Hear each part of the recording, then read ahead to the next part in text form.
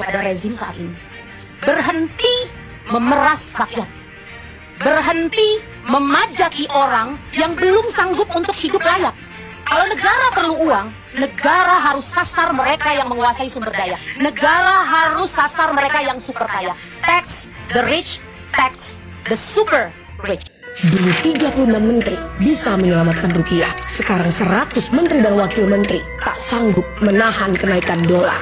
B.J. Habibie, Presiden ketiga Indonesia, hanya membutuhkan 36 menteri untuk menurunkan dolar dari 17.000 menjadi 6.000 selama 17 bulan kepemimpinannya. Sedangkan saat ini kabinet sudah dikeroyok oleh 48 menteri, 10 pejabat setingkat menteri, dan 54 orang wakil menteri. Tetapi nyatanya rupiah malah naik dari 15.000 ke 17.600. Ketika dulu dolar naik dari 2.500 menjadi 17.000 per USD. Pak Habibie berani mengambil keputusan strategis dengan gagah berani. Beliau menutup proyek IPTN yang dianggap tidak pro rakyat di saat krisis ekonomi. Padahal IPTN adalah masa depan bangsa karena pesawatnya sudah jadi dan sudah bisa terbang di tahun 1995. Menjadikan Indonesia satu-satunya negara Asia Tenggara yang mempunyai pabrik pesawat. Tapi sayangnya B.J. Habibie harus mengubur semua cita-citanya demi keselamatan bangsa. Sementara di era sekarang ini, ketika dolar sudah melonjak, program besar seperti MBG dan Koperasi Merah Putih tetap dijalankan. MBG bermanfaat atau tidak? Meskipun menurut Menteri Keuangan saat ini, defisit APBN sudah mencapai 240 triliun. Yang mana yang paling besar ya Anda tahu BGN lah, karena emang anggarannya besar. Dua pemimpin, dua cara pemikiran yang berbeda. Makanan kurang, PHK banyak. Itu kan lebih penting dari pesawat terbang itu. Saya tahu ini dulu.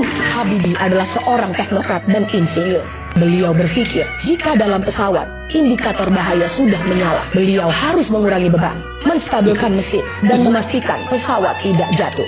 Sedangkan Prabowo datang dari dunia militer dan berpikir seperti komandan di lapangan yang tidak menerima alasan dari prajurit. Yang penting misi selesai dan tujuan tercapai. Rakyat sebenarnya tidak peduli berapa jumlah menteri. Jangan sampai rakyat sudah menggaji dan menyediakan fasilitas dan kenyamanan setinggi langit, tetapi kabinet tidak memberikan output apapun. Rakyat sudah cukup menderita. Usaha sekarang sepi, harga minyak goreng terus naik. Padahal kita penghasil sawit terbesar di dunia. Dan sekarang harus lagi menghadapi kenyataan MP yang diperkecil dan dipertipis. Karena harga kedelai impor naik tinggi.